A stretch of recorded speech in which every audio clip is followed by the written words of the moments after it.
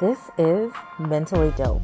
Join us, Charmaine and Jasmine, two Black licensed therapists, as we build a bridge between mental health and Black culture. Come on, it's gonna be dope. Welcome, people. Whoo! Y'all, we're in for a time. So, if you don't know, I'm Jasmine. This is Charmaine. We do everything at the intersection of mental health and Black culture. And today, we're going to talk about Reddit stories. We're going to take it and focus on a lens of boundaries and relationships. And so, if you want to learn more about how to have good boundaries in relationships, if you'll come off as a bad guy in some situations, and how to kind of improve that skill, you're in the right place. We're going to be talking about it. I'm going to read some Reddit stories. Charmaine and I are going to react to these Reddit stories and maybe even give you some real world advice and how to handle situations like that if you're ever in a situation like this. In the same way that we did this before, if you guys watched our last time, Jasmine loves to do these in advance, and I have no idea what these stories are. So I just get to hear them and be just as shocked as everyone else. And Charmaine didn't even know what Reddit was before. So I did not know what Reddit was. We're all learning together. Yes. Reading Rainbow. Let's go. Okay, so these are all Am I the A-holes, of course, of people. Basically, they go online and they're like, this is a situation. Who's the jerk in this situation? Because either I feel bad or people are calling me a jerk. Okay? So this is the overview, and then I'm going to read the situation. These are all from this year as well, just in case. Okay.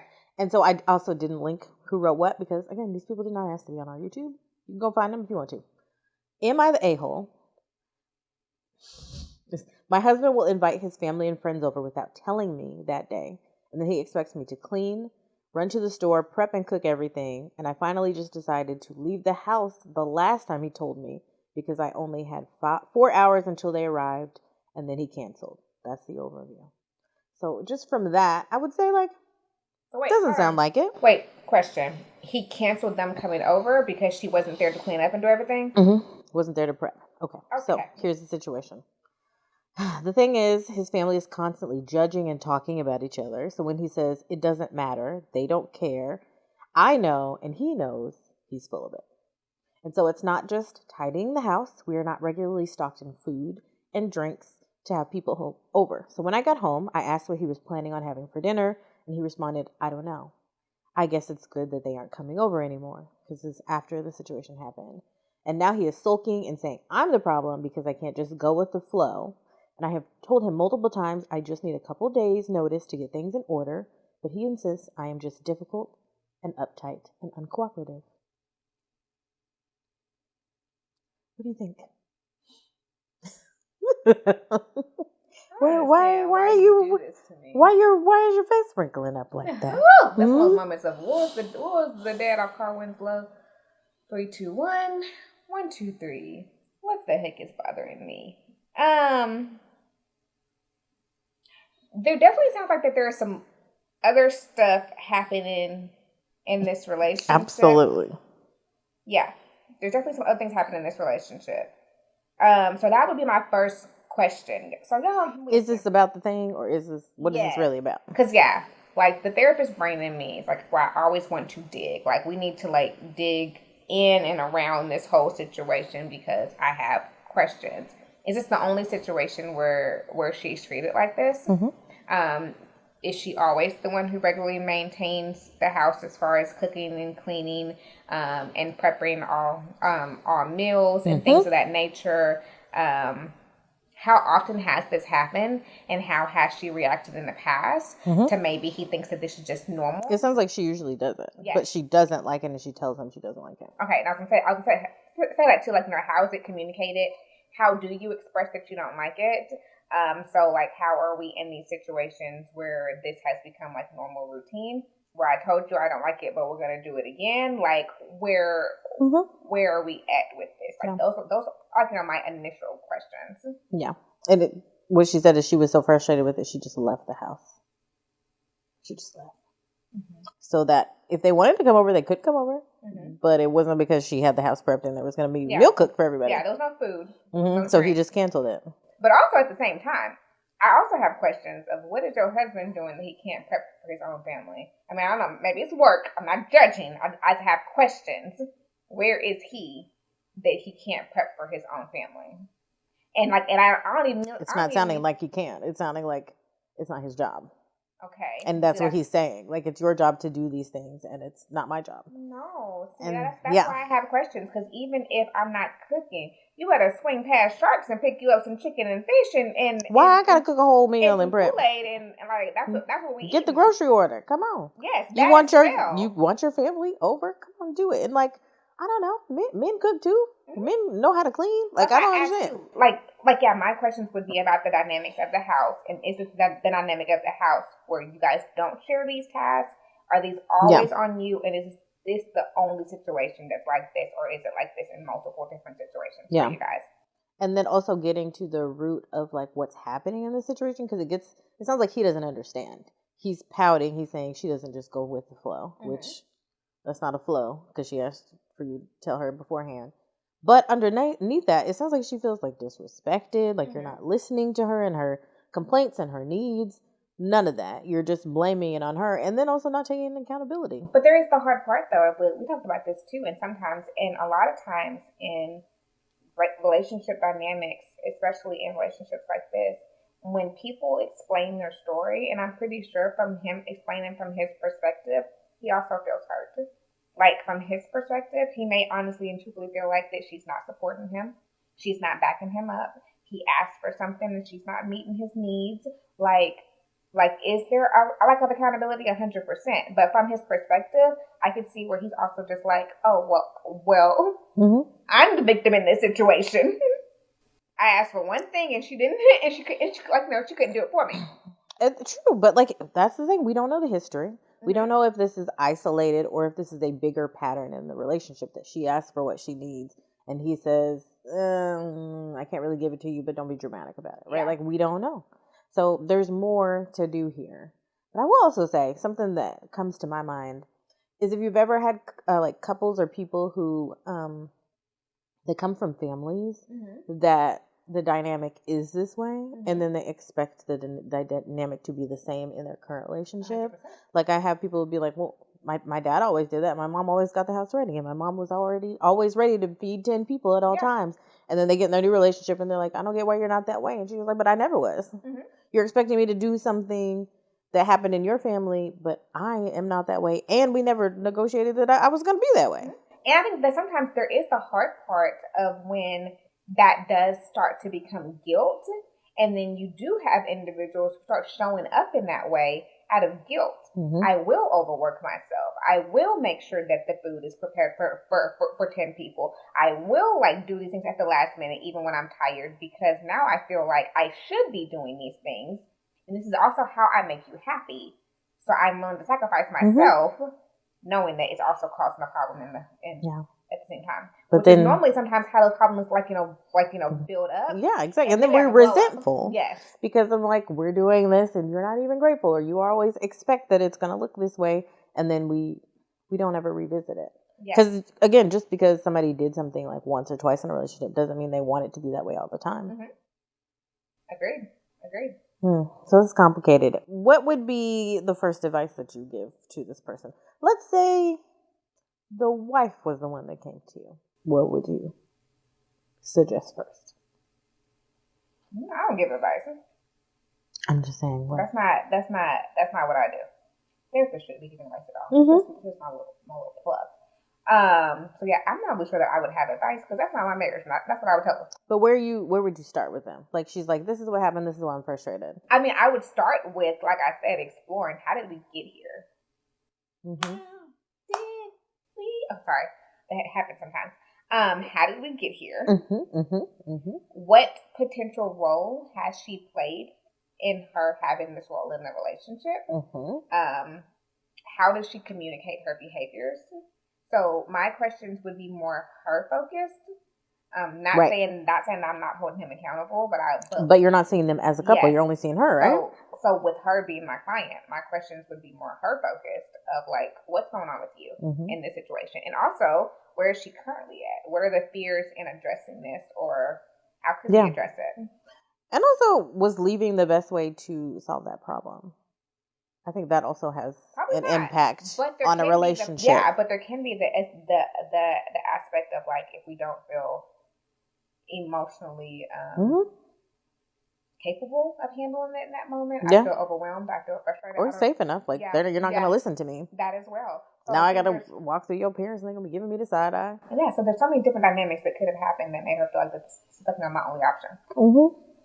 Yeah. I feel like that happens. You get desperate in situations and you just do stuff and then come back and you're like, okay, let me think about this. Let me figure this out. Let us like talk about this with intention versus let's keep falling into this pattern over and over again. Yeah. What about you? Okay. I think I feel like that's the same. I need to know more information and we need to figure this out. Because I feel like we could have avoided this with boundaries, right? If he says, hey, this is happening and this is what we're doing, what you could have said is like, I don't have the capacity today. I'm not willing to do that, but you're more than welcome to pick up food for everybody and drinks and I'll be there at this time. Right? Like that doesn't mean people can't come over. That doesn't mean you can't still do what you imagine, but I'm not cooking. Everybody gonna have to be okay with the house not being clean or do it at somebody else's house. Right? Like there's options before like. That's what I said, but there is questions regarding like why those did not feel like viable options. Exactly. Yeah. What's going on there? That it wasn't like, actually, that's not going to work for me. Because that seemed like the simple answer. Yeah. Okay. It's a what would you do moment. Okay. We're going to go a little bit deeper and then we're going to go back light a little bit. I'm nervous. Okay, so let's stop. This one's going to touch your soul. Okay. All right. Our second. Am I the a-hole? Am I the a-hole for refusing to keep paying black tax, even though my family is struggling? What is a black tax? Exactly. Okay. I am a 28-year-old African-American woman working in a decent job as a teacher. I don't know how you say those both two things together because I don't know any teachers that get paid well, but sure, we're going to say that. I'm not rich, but I'm doing okay. Ever since I started working, I've been expected to help out my extended family, paying for groceries, covering school fees for cousins, sending money to my mom monthly, etc. In our culture, it's seen as a duty, what people call black tax. I understood this growing up, and I helped where I could, but lately it's become too much. My siblings now expect me to cover everything, and my mother doesn't say no to them. I'm expected to pay bills, car repairs, and now even a wedding contribution for my younger cousin's wedding. I finally said no more, and I've started saving for my own life, therapy, travel, and a deposit for my own apartment. I told my family that I am not a bank, and they need to start standing on their own 2 feet. I told my mom I will only help with the needs, and she cried. My aunt called me whitewashed. My brother said I've become selfish and forgotten where I came from. But I've spent many years putting their needs first. I've missed opportunities, drained my savings, and lived paycheck to paycheck while they bought new phones and clothes. I still love them, but I'm tired of carrying everyone. Am I the a-hole for choosing myself? You knew this was going to bother me. It bothered me when I saw it. I was like, ooh. You knew this was going to bother me. It bothers me. Jasmine. Okay, we talk about this kind of stuff a lot. Yes. And this is something that always bothers me, and I have to like pause and get my thoughts together so I can figure out which part of me is fixing to speak. Okay. My family, like my immediate family, is not this way, but I have seen a lot of people that this is the culture in their family, 100%. especially if they're black. Yes. So like I understand it, and I feel both sides of it. I feel the hurt for individuals in this situation. I feel the hurt for the individuals who have sat with me in my office through these situations. I feel the hurt for people that I have seen go through this. Like I said, this is not my personal story, but there is such like a level of hurt. And I've also dealt with just like, you know, some of the dynamics of if you have something, we should all have something. And I can understand not like, you know, purposefully allowing your family to struggle. Like if I see you on the side of the road, I ain't gonna keep driving and be like, best of luck, my dude. I ain't gonna do that. But I don't think that automatically just because I've worked for something that it should like automatically become yours. There's a lot of hurt in that. And I think that there's a lot of selfishness in the individuals who would allow you to sacrifice yourself. I am going to allow you to drain everything that you have to give it to me. And that's like so hurtful to me. Get it? It's hard. And I think that there is also an aspect of, I've seen like so many documentaries on like celebrities and like athletes and things of that nature where people like make the relationship transactional. So as soon as you get money, they want to remember every single thing that they did to you. Well, you made For it. you. Yeah, you made it in the NBA. I used to drive you to the court. Like, you know, you was there. Like, I opened the doors for you. Mm-hmm. I watched you to make sure that you didn't get jumped. Mm-hmm.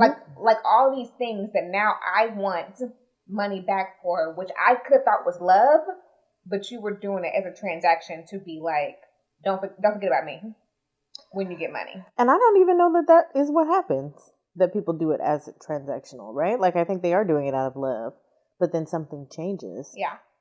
Like you're saying, like the celebrities and like the documentaries and stuff. A lot of people will go to the people who are now on and got their stuff together or whatever they think is happening and be like, oh, you changed and you changed. But a lot of those celebrities would say like, no, everybody changed with me once I got the money because they viewed me in a different way. Mm-hmm. So then like my friend wasn't just my friend anymore. I was also the ATM for them. Mm-hmm. And like, I actually really didn't change. They did. Mm-hmm. And that meant our relationship had to change. Yeah. And there's so many different layers and dynamics to that.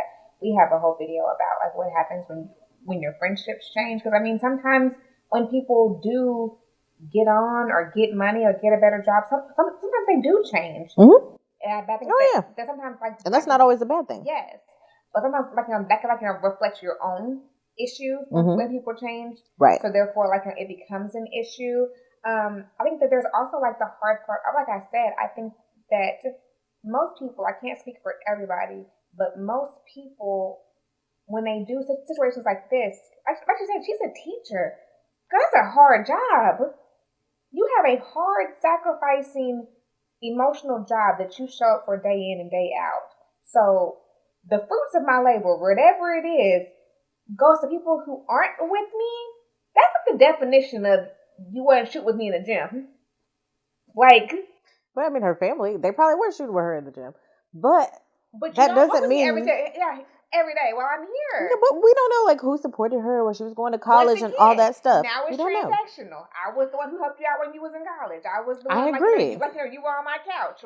I 100% agree. Like one thing doesn't equal another. Just because you helped me and poured into me does not mean that I now owe you every part of my paycheck for every need that you have. Two things don't equal the same thing. The hard part too is because like I think that like the hard part is that when it becomes transactional like that, it becomes like indefinitely indebted. There's no like, okay, well, like you drove me to the gym. Let me give you a 20 for gas money. Mm-hmm. Yeah, exactly. Like, when do we end? You owe me. How many trips to the gym did you calculate, and how much do I owe you now? Yes. And the issue is there's no dollar amount. Yes. There's never a dollar amount. It was not like, hey, just give me $100 and then I'll never talk about this again. Yes. It's always like, now what? Mm-hmm. Now what? And I'm gonna make you feel guilty. Because if it wasn't for me, you would have nothing that you got. But then we talk about that whole like Glorilla sister situation and how this is also a very us thing. And I think, help me as I try to work this out, because I don't know that I have all my thoughts aligned on this, but I think culturally we're still reaching back to like our African roots, in that when we used to be in that place and not in this place, I don't know, America, whatever we're calling this, that we got a chance to act as a community and really not be independently mindset like we are in America, right? That like individualistic, right? We're community minded. But we have to remember that we're also in this system where we're individualistic. And so it's hard to continue to operate that way here, because here is not conducive to us having community and being well. Like, it's just not. If we actually did that, things would look different. We would not be in a capitalist system like we are now. So at that point, like, I got to pay my own stuff. I got to pay my own way. Ain't nobody helping me with that. And so that doesn't mean I can give you everything I have. That's one aspect. My other aspect is that people think that money is the only thing that you can give people. Why? You can show up for people in so many other ways that are not money. But sometimes money is all that they want. It's almost like a I homeless agree. person on the street. When you actually give them food or actually give them a blanket and they get mad at you, they didn't want that. They want. I mean, it ain't everybody, but listen, I have plenty of times went into stores and bought the food and bought the items and literally had folks be like, "That ain't what I wanted." No, I get it. But your sign says that you're hungry. So I bought you food. I don't understand. I do what you asked me to do. No, I feel you. I get it. But I think that helps somebody make a distinction between their boundaries, right? You know how, like, we talk about, me and you talk about all the time. I'm just like, oh my gosh, there's kids that need homes. And the solution is not necessarily always to go adopt a child, because that's a big responsibility. There are other ways that you can show up for people and be in their life that helps them and supports them. Yeah. And so, little homie, like your cousin, says they want money to pay for the wedding. You can't do that, but what else can you do? You're not willing to give money. That's my personal boundary. Hey, I got a budget to stick to this year. I'm not able to do that, but I'll come early and I'll help you put together the little stuff. You know what I'm saying? Yeah, but the hard part of that is that when you have individuals like this who are like, that's not what I want. I need the money from you. And then we're also talking about, like, the hard part of, like, what we say in boundaries. And I tell anybody this, boundaries are not easy. You can put up a boundary, and I respect you for putting up a boundary. But there can also be consequences. There will be consequences, to your boundaries. And I believe, but there was a consequence. Yes. She said that. She said they called her whitewashed. Her mama cried. Somebody said she forgot where she came from. Yes, and I've literally sat with multiple of people who have been cut off from their family for not giving them what they want in these situations. Absolutely. So now, because I won't give you guys everything that I've worked for, you call me selfish, and now I don't have a family anymore. That's hurtful. And for some people, they're not willing to make that sacrifice. I'd rather continue to do this in order to receive the love that I feel like that I'm getting. So the only way for me to get love is to give into you. I agree.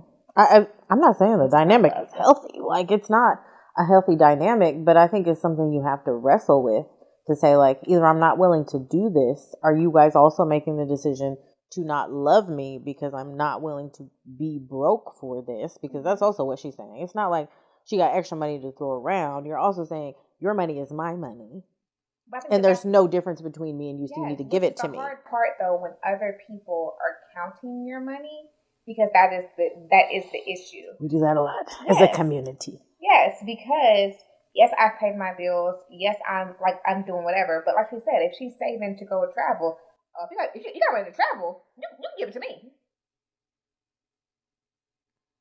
That part. Oh, you bought a new car? I told you that the water bill wasn't paid. But I understand the measure of it, because I want my family to be all right. I understand that. I think my issue becomes my issue when somebody thinks that I have to do that. If I do that, I want that to always be my choice. I don't want this to be contingent on, we can't have a relationship now because you didn't do what I thought you needed to do for the family. No, that's not okay, because that means, again, this is not unconditional love. Yes, which to me is twofold, because for one, I want to always feel like that I am giving out of love, and I do. And I don't, like, anybody who knows me knows that I will give, and I will give probably way too much, but I do it. Which is why we need boundaries. Yes, but I will do it out of love. When you tell me that I'm obligated, now you've pissed me off, because that's not what I'm trying to do. And then two, let's be honest. I'm not blaming anybody, because I blame everything on slavery, but a lot of us are not financially responsible. You have people in your life. I could give $1 million. I'm not finna give you no money, because I already know what's gonna happen. I could give you $1 million today, and by next Tuesday, you're broke. Why would I keep pouring money into this bucket that has a hole in it? That's stupid. You can't manage $5, let alone $500. That's dumb. And I get it. I get all of it. It's not wise. And it's also not a way to get you what you want either. So just for the people that are asking, like, if you ask for some money and then the person doesn't give it to you, and then you cuss them out and call them everything but a child of God, or you go on the internet and tell people how they trifling and blow their business, Why would you ever get money again? But all that time that you spent doing all that, you could have got a job. I'm sorry. That's just my little. What's the next one? It's just rough. We're just gonna move through this. Yeah, because that right there had me shaking some tables. Let's go to the next. No, but it's emotional because it's us. Yes, it's our community, and I get that. And also, like, a lot of people. Ripping families apart. Yes. And then what I also tell people is, like, boundaries are good because it keeps you from not resenting people. And this is why she needs boundaries with them, so that she doesn't keep giving the money. And we come 10 years later and she's like, I hate all y'all. I don't even want a relationship with y'all because y'all sucked me dry. But yes, like I said, boundaries are most times about how you define things for you and then teach people how to treat you. And I mean, like I said, it's not always easy. There are always consequences. It's just how we're going to deal with it. We see you, girl. Yes. I don't remember what your username was, but we see you, girl. You didn't do this. Okay? What did he say? Plymouth Rock didn't land on us. We didn't land on Plymouth Rock. Plymouth Rock landed on us, okay? We see you, girl. Right. Do you want to build a snowman? No. Do you want I'm going to give you a title of 2. You tell me which one you want to. Am I the a-hole for refusing to change someone's baby's diaper? Or am I the a-hole for putting my hand over my sister-in-law's camera at my own birthday dinner after I told her no filming? Let's go to that one. The second one? Yes. It's a little bit lengthy, but it's okay. Okay. I, a 29-year-old female, had a small birthday dinner last weekend with my husband, sister-in-law, Lena, mother-in-law, and 2 friends at a normal but nice place. Lena's an influencer, that's in quotes. Mm-hmm. She films literally everything. Plates, forks, people breathing. Shady. 3 days before, I wrote in the family chat, please don't film me. The food, the room is fine. Just not my face. She said, I got you. Okay? Remember, this is her sister-in-law. Mm-hmm. We sit down, and within 10 minutes, her phone is up, and I say, quiet, please don't point it at me. She goes, you look great. It's just vibes. Husband backs me and says, she said no. Lena rolls her eyes and lowers it for like 2 minutes. Then the cake comes. Lisa stands and points the camera right in my face. It says, birthday girl reveal. And I put my hand over the lens and said, stop. I didn't grab the phone or touch her. I just covered the camera for a second. She snaps that I ruined her shot and this is her job. Shady. Mother-in-law says, let it go for one night. And I said, it's my night, actually. So it got awkward fast. The server was right there. I felt embarrassed. My husband attempted to change the subject, but Lena kept muttering about how she had to scrap everything. And then they left quickly after that. I left out a detail. Let's get. Next morning, Lena texts that I humiliated her and made her look unprofessional in front of everyone. My mother-in-law says I should have moved seats if I didn't want to be in the frame. It's her birthday. Okay. Husband says my boundaries is fair, but I made a scene by doing it during the song when everybody's eyes were on me. Okay. She posted me before without asking, and coworkers mentioned it. I've asked her to blur or remove me, and it turns into drama, which is why I set the boundary in writing before dinner. Why I might be the a-hole is this happened in a public place. I did physically block her shot, and yes, it was during the song, and I could have stood up and turned away, but also I don't want to be online against my will, especially on my birthday. Am I the a-hole? No. No. I think that she... Audacity. Yeah, she put up a boundary, and the boundary was blocked.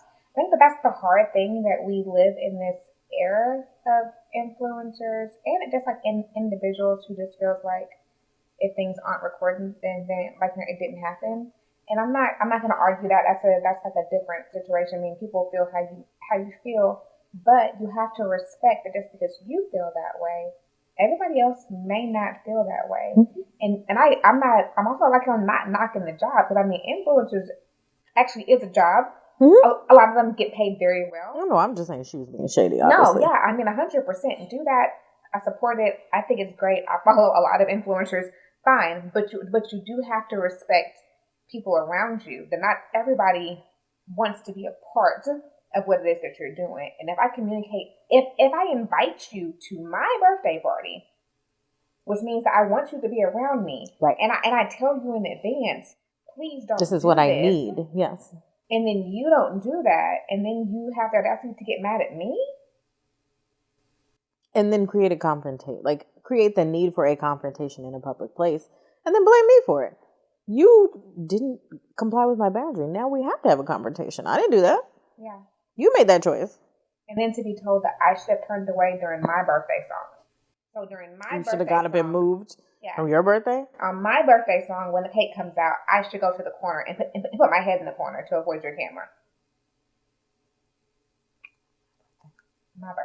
So it's one thing if this was your sister-in-law's birthday and you knew she was going to be filming. 100%. You get to decide how much you want to participate in that. 100%. But because this is your birthday and you asked for this specific thing, she doesn't then get to decide how much you want for your birthday, right? It's your birthday. That's kind of the point.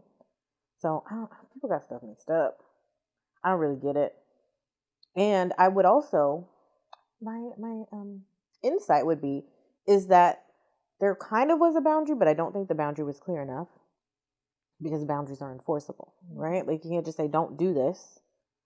It's not a clear boundary. But I think that sometimes you should be able to tell people, don't do this.